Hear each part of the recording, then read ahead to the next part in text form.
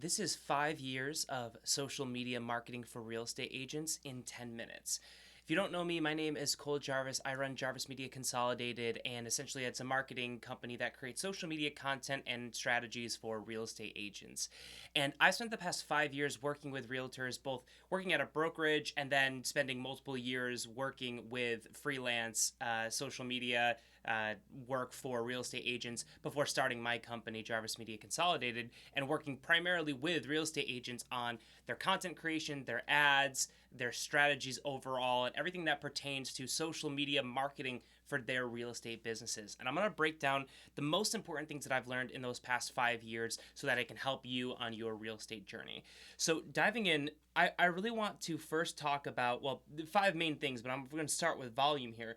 But we're going to talk about volume, testing, goals, content, and how it's not the only thing that pertains to social media and how you can use it to grow your real estate business. And then also what's called the shadow funnel, which really applies to all businesses, but I'm going to dive into how that pertains specifically to real estate agents in a little bit. So let's jump into volume. So first things first, I get asked all the time, from clients I work with, or folks I'm just talking with, or I might just be like, helping their with their social media content strategies. Volume, like how much should I do? What's too much? What platforms is important? In the beginning, if you're just starting off as a real estate agent, from what I've experienced over the past 5 years, is that you can't make too much content because in the beginning you don't know what you're doing. You have no strategy, you have no tests to base this off of, and we'll talk about testing in a second and how to do that effectively. But in the beginning you don't know what works. So it really is a situation where you're just kind of throwing everything at the wall and you're seeing what sticks. And as long as you have a good testing apparatus in place, which again we'll talk about, then you're going to be able to see what's happening, what's working in the right direction, so you can start to focus in on what topic should I talk about, and then also, how much content I actually need to get the most bang for my buck. And I know a big thing, a huge caveat in this industry that I've seen is that, you're basically in three camps as a real estate agent. One, you don't do any social media content. A lot of agents are in that department. Two, you do some social media content, but for the most part, it's really just kind of like, hey, how can I just do the bare minimum? Or I'll hire a company to make my content for me or auto post to my platforms, which I absolutely recommend avoiding at all costs. Talk about that in a second. Or you are making a lot of content and it might actually be a really substantial part of your day.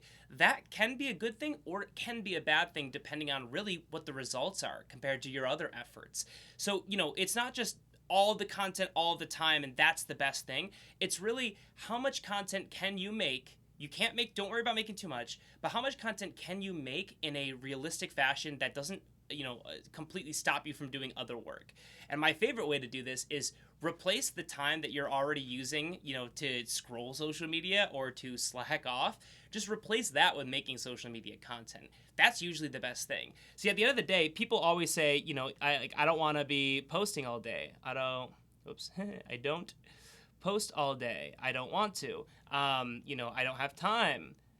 And all these other, kind of limiting beliefs that really stop you from just trying it out. And actually, I think a lot of people would like social media content creating if they just gave it a second. It's just like working out or anything else. You just got to build a habit out of it, and then it actually becomes kind of enjoyable, kind of fun. So these are a lot of limiting beliefs that people have, is that I don't post all the time. The time. I don't have time to post at all. In reality, I guarantee that's not true. Like, if we're really being honest here, you have time to post on social media. I promise you do.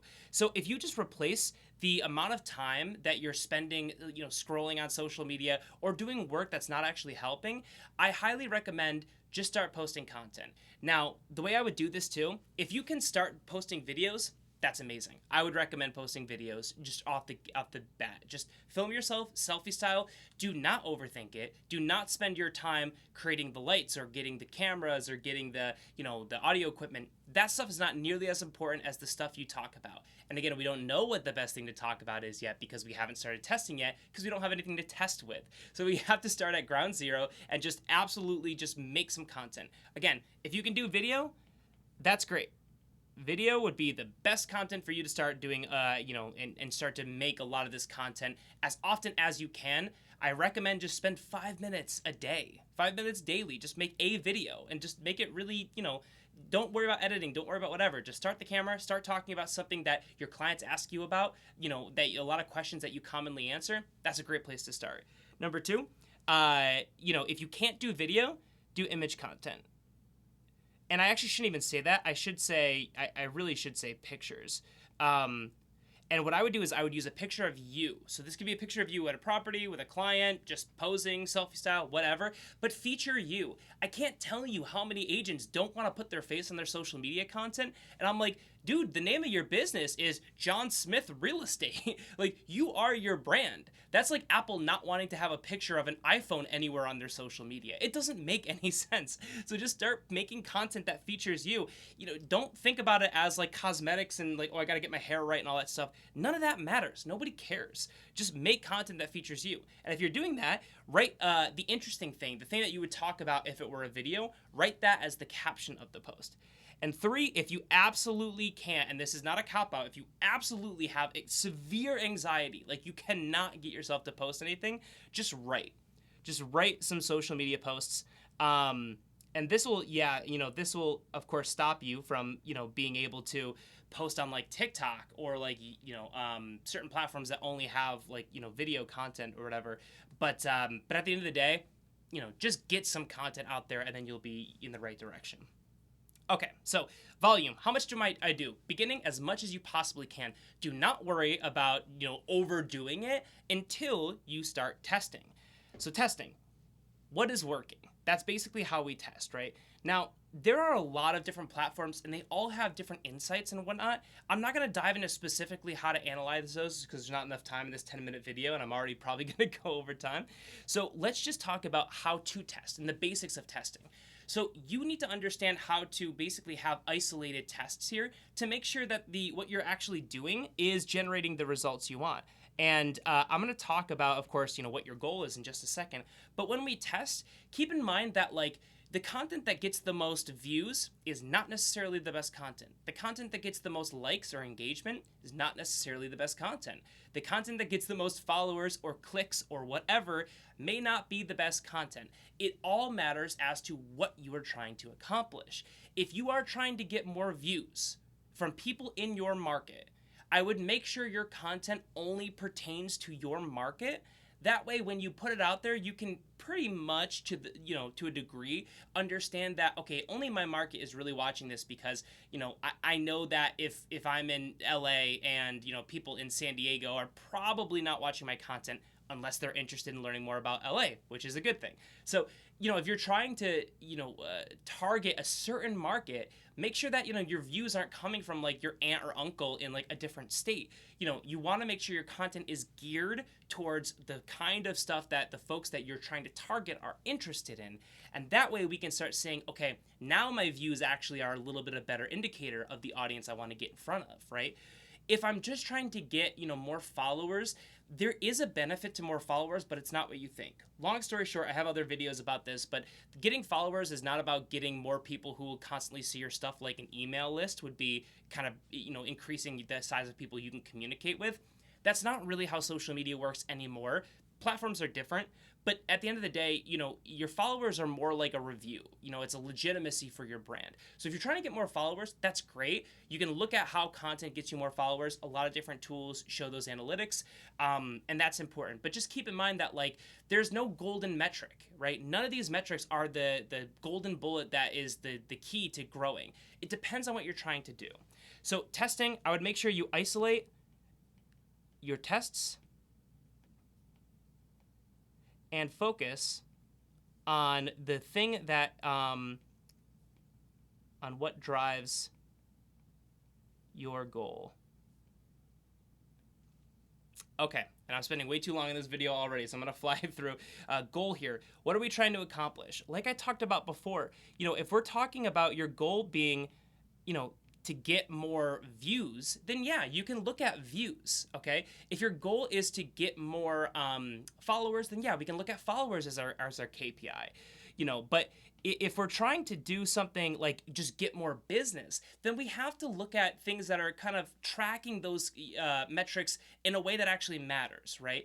And that's where you get into the benefit of ads. Okay, so organic content is amazing for brand awareness. It's really great for growing a following, growing a network of people who are opting in to see your content. So that's really fantastic. But at the end of the day, if we're really trying to track all the steps that somebody takes to become a client, and we're just trying to look specifically just at social media, like, how many people see my content and then become a client of mine, that's going to be harder to track. Ads is a far better way to track those results because you can create a lead form ad, have people put in their information, see when that information comes through, contact that person. You could just create an Excel spreadsheet and track those results in there.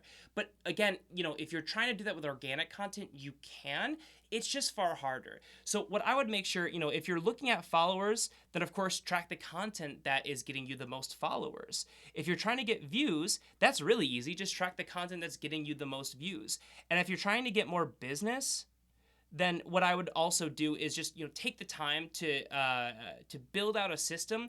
At very least, if you're doing this organically, make sure that you're asking folks, if they've seen your content, if they've saw your videos, if that's how they got a hold of you, where they first saw you, where they decided, at least ask people. It's not a great way to test that, but at least ask people, because then you'll be able to kind of further that goal. But if you're doing ads, then it's much easier to track. Last here, the last two, and I know I'm already over time, but it's generally 10 minutes. You get the point here. Content is not the only thing, okay? Content is not the only part of social media. And this is what a lot of folks I don't think understand, is when I talk to real estate agents, and this is partly on me for, kind of understanding who I'm talking to, but, I'll talk about all these different aspects of social media, and they're like, wait, I don't, like, you're talking about an ad, but I don't see that posted on my page. And at the end of the day is social media has a lot of different facets to it, a lot of different things that you can focus on, but content is not all. And what I mean by that is that, you could just run, just posting content to your pages, and that could be your whole social media strategy. That's awesome. Most realtors, that's what they do. You could run ads and not have any organic posting. That's less common, but you would 100% could do that. And that's really great, again, for lead gen or some other aspects in there as well. But, if you're just looking to connect with people, not even make content that much, but let's say, like, you're a real estate agent in your market and you're like, you know what? I kind of want to get in contact with divorce attorneys because if I talk with a lot of divorce attorneys, then I can, kind of understand that, like, oh, well, they're going to be working with a lot of people who are probably going to be looking for a new home in the future. Maybe they could help my network and they could send some business to me. I can try to find ways to send business to them. That might just be connecting with people, and that just might be DMing folks, liking their content, reacting to their stuff, and trying to form a connection without the need to, like, go to a mixer event and then try to get their time. You could just have your whole social media content strategy, your whole social media strategy be all about just forming connections with people, decision makers, or just folks of, who have a large network in your market. That could be your entire social media strategy, and that could be a massive way to grow your business. So don't think that you have to create content to benefit from social media. There's a lot of ways to do it, not just making videos and making posts. All right, and the last, and I know I'm already over time, but I do want to talk about, a shadow funnel here. So your shadow funnel is something so interesting that applies to all businesses. But this applied to me actually not too long ago. I talked to somebody and I reached out to them and they said, yeah, like after I saw your email, I went ahead and watched all your videos, or I looked at your social media. This happened to me like a week ago. And I've known this obviously for a bit, but your shadow funnel is what's referred to with people talk about your content and your presence on the digital landscape. So that isn't just social media, but social media is the massive part of that. Where if you reach out to people, they might use your Instagram, your Facebook, your YouTube as a way to somewhat vet you. They might look at you and be like, oh, hey, like this person cold called me or cold emailed me, or I saw their ad. Let me go look at their profile. Let me go look at their business page and kind of learn a little bit more about them. And if you don't have anything there, that just means that they're up to their own devices. They have to be like, oh, well, I guess I don't really know anything about this person. Do I want to reach out to them? Whatever. And if you have a lot of content, then that becomes a great way to showcase to your audience, hey, I know what I'm talking about. I'm credible. I have a following. People listen to me. Therefore, there's reason to believe that maybe you should listen to me also. And ultimately, you have something to offer. So when we talk about, your shadow funnel, the big thing here is that this is the funnel that that people go through basically on their own volition, right? So this is a funnel that works just like any other marketing funnel. They go through your content, they decide if they want to even listen to you or work with you or whatever, just based off of your content. And this happens kind of independently, but parallel to your normal funnel. So if you have all of your, your normal funnel over here, and like, let's say that's, email, then you get like their phone number, and then you kind of have to nurture that lead, right? Well, your shadow funnel is running over here, and this is helping people understand, okay, well, let me go check out their page. Do they have followers? Do they have credibility? Do they know?